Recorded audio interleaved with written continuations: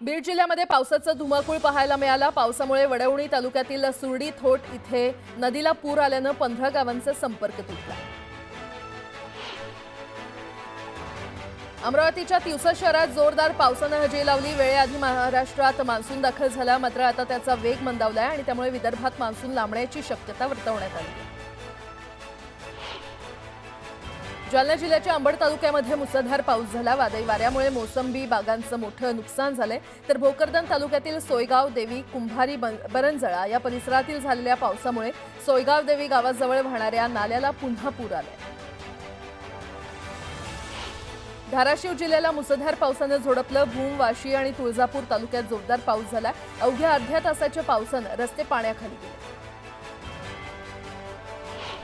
नांदेड जिल्ह्यामध्ये मुसळधार पावसाने जोरदार हजेरी लावली आणि यामुळे ऐन मे महिन्यात सहस्त्रकुंड धबधबा कोसळायला सुरुवात झाली आहे। जालना जिल्ह्यातील दूधपुरी परिसरात वादळी वाऱ्यासह जोरदार पावसाने हजेरी लावली आणि यामुळे फळबागांचं मोठं नुकसान झालंय। फळ उत्पादक शेतकरी चिंतेत सापडलाय। धाराशिवमध्ये मुसळधार पावसाने हजेरी लावली। जोरदार पावसामुळे रस्त्यांना नदीचं स्वरूप आलं, यामुळे नागरिकांना अडचणींचा सामना करावा लागतोय। नागपूर जिल्ह्यातील नरखेड तालुक्याला काल झालेल्या पावसाने चांगलंच झोडपलं। वादळी वाऱ्यामुळे काही घरांवरील पत्रे उडून गेलेत, तर संत्रा मोसंबीच्या बागांचं मोठं नुकसान झालंय। याचा संत्रा उत्पादक शेतकऱ्यांना मोठा फटका बसलाय। मे महिन्यातच मुसळधार पावसाने झोडपल्यामुळे भात पेरण्याआधीच्या कामाची तयारीच झाली नाहीये आणि त्यामुळे रायगड जिल्ह्यातील भात शेती धोक्यात आली आहे। सध्या शेतजमिनीमध्ये ओल असल्यानं सध्या तरी भाताची पेरणी करता येत नाहीये। नागपूर शहरातील बर्डी परिसरात पावसाच्या सरी बरसल्यात, तर आजूबाजूच्या 1 किलोमीटर परिसरात मात्र ऊन पडल्यामुळे ऊन पावसाचा खेळ पाहायला मिळाला। अकोला जिल्ह्यामध्ये झालेल्या पावसामुळे रस्त्यांवरील डांबर वाहून गेल्यानं बाळापूर तालुक्यातील काही भागात खड्ड्यांचं साम्राज्य पसरलंय आणि त्यामुळे वाहन चालकांना मोठा मनस्ताप सहन करावा लागतोय। महाड एमआयडीसी मधील इंडो अमान्स कंपनीमध्ये गॅस गळती झाली आहे। प्लांटमध्ये व्हॉल्व्ह बंद करण्यासाठी गेला असता एक कामगार पडून जखमी झाल्याचं कंपनी प्रशासनाकडून सांगण्यात आलंय। दरम्यान अपघातानंतर पोलीस ठाण्यात गॅस गळती संदर्भात माहिती देण्यात आली। कंपनीकडून अपघात दडपण्याचा प्रयत्न होतोय असा आरोप नागरिकांनी केला। बीडच्या आष्टी तालुक्यातील टाकळी अमिया येथील वस्तीवर रस्ता नसल्यानं गर्भवती महिलेला बाजेवरून नेण्याची वेळ आली।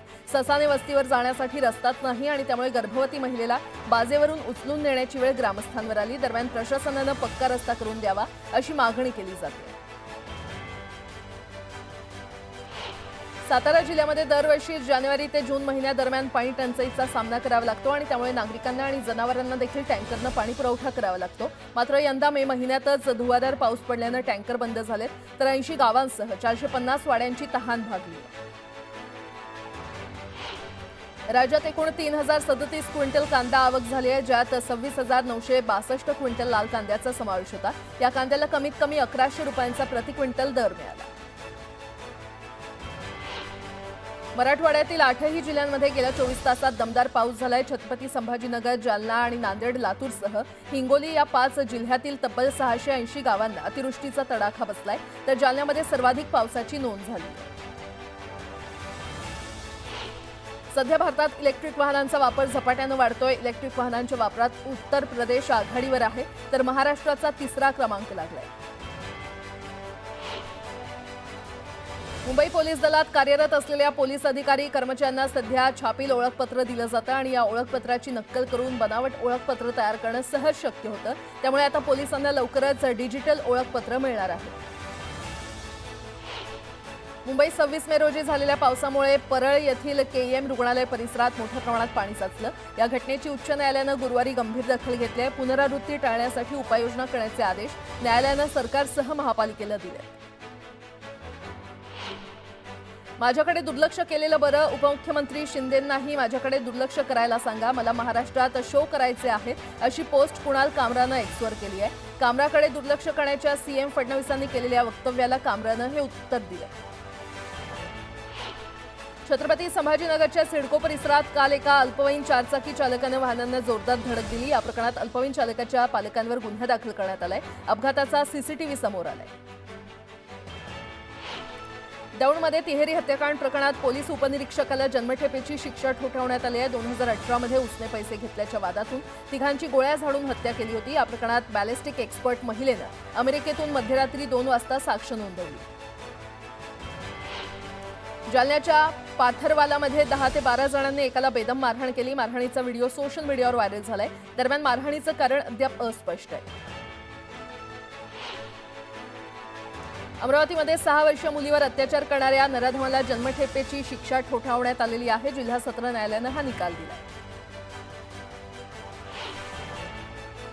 मुंबई महानगरातील विविध रस्त्यांचं सिमेंट काँक्रिटीकरणाचं काम नियोजित कालावधीमध्ये पूर्ण होत आहे. पावसाळ्यापूर्वी खोदकाम केलेल्या एकूण 1385 रस्त्यांचं काँक्रिटीकरण पूर्ण झालंय.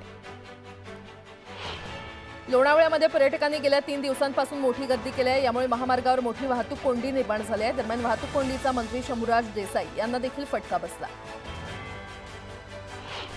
नवी मुंबई सायबर सेलनं डिजिटल अरेस्ट झालेल्या महिलेची सुटका केली आहे. सायबर गुन्हेगारांनी आंतरराष्ट्रीय कॉल सेंटरच्या माध्यमातून महिलेवर दबाव टाकत तब्बल 1,81,72,667 रुपये उकळले होते. उल्हासनगरमध्ये रस्ता अर्धवट असताना ठेकेदाराला बिल देण्यात आलंय आणि त्यामुळे सार्वजनिक बांधकाम अधिकाऱ्यावर निलंबनाची कारवाई करण्यात आली आहे. दुबईमध्ये फ्रेंड्स ऑफ इंडिया ग्रुपच्या वतीनं भजनोत्सव 2025चं आयोजन करण्यात आलं होतं. यावेळी मोठ्या उत्साहात रसिकांनी यामध्ये सहभाग नोंदवला. पवईच्या हिरानंदानी परिसरात एका कुत्र्यानं नागरिकांना चावा घेतला. या प्रकरणात मनसेचे विभाग अध्यक्ष गणेश चुक्कल यांच्यावर गुन्हा दाखल करण्यात आलाय. दरम्यान सोसायटीमध्ये एकटेच मराठी असल्याचं म्हणत त्रास विनाकारण दिला जात असल्याचा आरोप गणेश चुक्कल यांनी केला. डोंबिवलीमध्ये गॅस पुरवठा अचानक बंद झाल्यानं नागरिकांना अडचणींचा सामना करावा लागतोय. घरडा केमिकल कंपनीजवळ पाईपलाईन डॅमेज झाल्यानं गॅस पुरवठा खंडित झाल्याची माहिती समोर आली आहे. दरम्यान रात्री 11:30 वाजेपर्यंत गॅस पुरवठा सुरळीत होण्याचा अंदाज आहे. अमरावती महानगरपालिकेच्या 8 शाळांमध्ये सुट्टीच्या दिवशी मध्यान्ह भोजन शिजवल्याचा प्रकार उघडकीस आला. या प्रकरणी संबंधित शाळांच्या मुख्याध्यापकांना कारणे दाखवा नोटीस देण्यात आली असून पुढची खर्च कपातीची कारवाई सुरू आहे. लासलगाव शहरातून वाहणारी शिवनदी दुथडी भरून वाहते. परिसरातील कारखान्यातून नदीमध्ये केमिकलयुक्त पाणी सोडण्यात आल्यामुळे नदी फेसाळली आहे आणि त्यामुळे कारखानदारांवर कारवाई करण्याची मागणी जोर धरते. जळगावच्या नशिराबाद गावात नागरिकांना डेंग्यूची लागण झाली आहे. एकाच दिवसात 5 रुग्ण आढळल्यानं नागरिकांना काळजी घेण्याचं आवाहन आरोग्य खात्यानं केलं. सिंधुदुर्ग जिल्ह्यातील दरड प्रवण क्षेत्राच्या ठिकाणांमध्ये वाढ झाली आहे. दरड प्रवण क्षेत्राची संख्या 20 वरून 63 वर पोहोचली आहे. यामुळे नागरिकांना काळजी घेण्याचं आवाहन करण्यात आलं. चांदवडमध्ये पुण्यश्लोक अहिल्यादेवी होळकर जयंतीनिमित्त युद्ध सामुग्रीचं प्रदर्शन भरवण्यात आलं होतं. या प्रदर्शनाची पाहणी करत असताना चित्रा वाघ यांनी हातात तलवार घेऊन याची गरज आहे असं मंत्री गिरीश महाजनांना सांगत होते. आषाढी वारीमध्ये सहभागी होणाऱ्या वाहनांना टोलमाफी दिली जाणार आहे. तसंच वारकऱ्यांना संरक्षण देण्यासाठी त्यांचा समूह विमा काढण्यात येईल आणि त्यांना दरवर्षीप्रमाणे वैद्यकीय सेवा पुरवण्यात येतील असं एकनाथ शिंदे यांनी सांगितलं.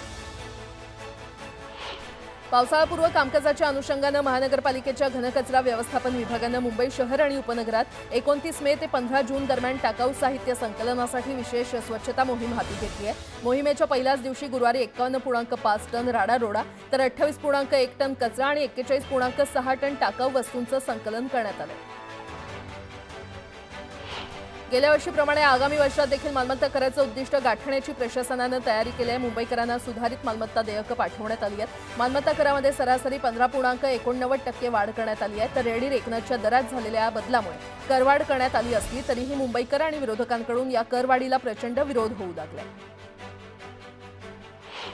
मुंबईतील रस्त्यांचं खोदकाम केलेल्या 1385 रस्त्यांचं काँक्रिटीकरण पूर्ण झालेलं आहे. काँक्रीट क्युरिंगची कामं 2 जूनपर्यंत पूर्ण होणार असून रस्ते बांधणीतील अखेरची कामं 5 जूनपर्यंत पूर्ण करण्याचं नियोजन पालिकेनं.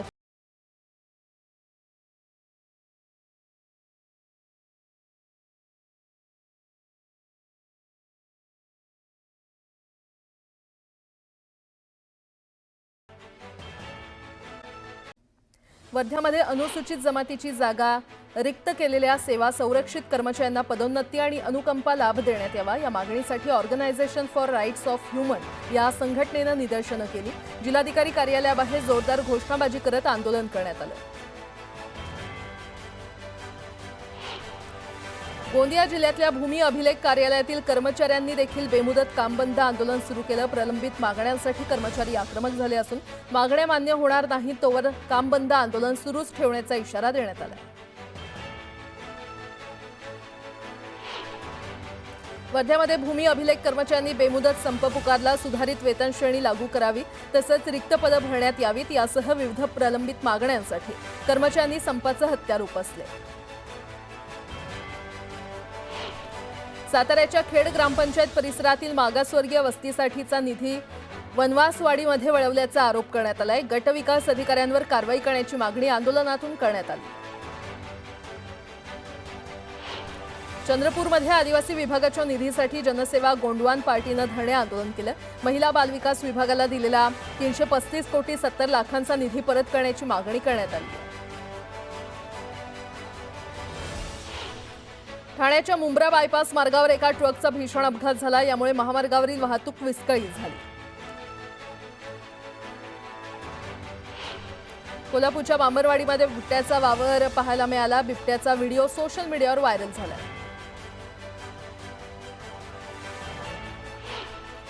यवतमाळ येथील एका सराफा व्यापारी चांदीच्या दागिन्यांची बॅग घेऊन तेलंगणाला जात होता। दरम्यान बस यवतमाळच्या मोहोदा गावाजवळ थांबली असता चोरट्यांनी ही बॅग लंपास केली। या बॅगमध्ये 16 किलो चांदी होती। स्थानिक गुन्हे शाखेच्या पथकानं चोरट्याला ताब्यात घेतलं असून 3,68,000चा मुद्देमाल जप्त केला। छत्रपती संभाजीनगरच्या वाळूज परिसरातील तिसगाव चौफुलीतल्या गॅरेजची तोडफोड करत कामगारांना मारहाण करण्यात आली। कामगार जेवण करत होते आणि त्यामुळे थोडा वेळ थांबायला सांगितल्यानं चारचाकी दुरुस्त करायला आलेल्या व्यक्तीनं ही मारहाण केली। मारहाणीची घटना सीसीटीव्हीमध्ये कैद झाली आहे। चंद्रपूरच्या गोल बाजार परिसरात चोरीची घटना घडली। यावेळी पोलिसांनी 3 दुकानांमधून अंदाजे 1.5 लाखांचं साहित्य चोरी केलं। सीसीटीव्हीच्या आधारे पोलिसांकडून चोरट्यांचा शोध घेतला जातो। नांदेडच्या गारगव्हाणमध्ये खदाणीमध्ये बुडून 2 तरुणांचा मृत्यू झालाय। पाय घसरून पडलेल्या तरुणाला वाचवताना ही घटना घडली।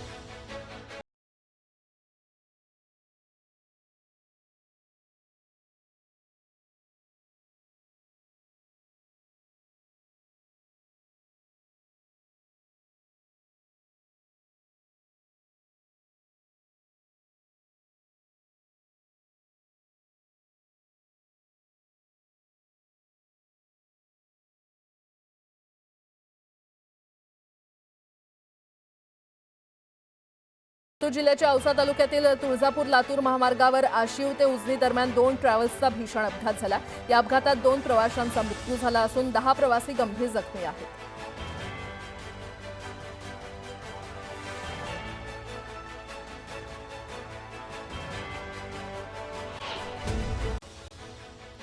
आदिवासी विभागाचा निधी लाडक्या बहिणींसाठी वळवण्याचा विरोधकांचा आरोप खोटा असल्याचं वक्तव्य मुख्यमंत्री फडणवीस यांनी केलंय। अर्थसंकल्पाची पद्धत माहीत नसणारे असे आरोप करत असल्याचा टोला देखील त्यांनी विरोधकांना लगावला।